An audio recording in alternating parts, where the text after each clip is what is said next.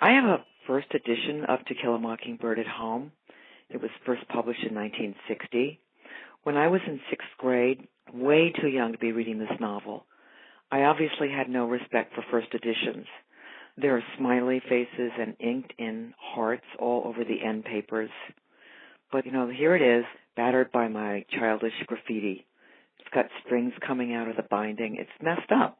But 55 years later, it's still here and it's survived, and that's saying something. I've read this novel 4 times.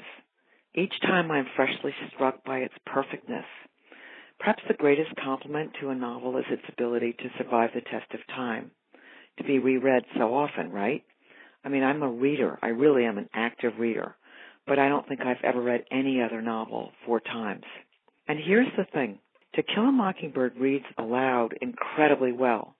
I know this because the last 3 times I've read this novel aloud to each of my 3 oldest children. And each time the same thing happens.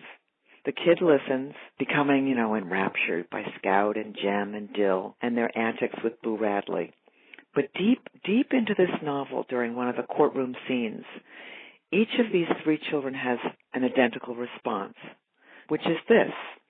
Once it's been revealed that Tom Robinson has had his left arm mangled in a mill machinery accident, they're immediately relieved. It's now clear to them that Tom couldn't possibly be guilty.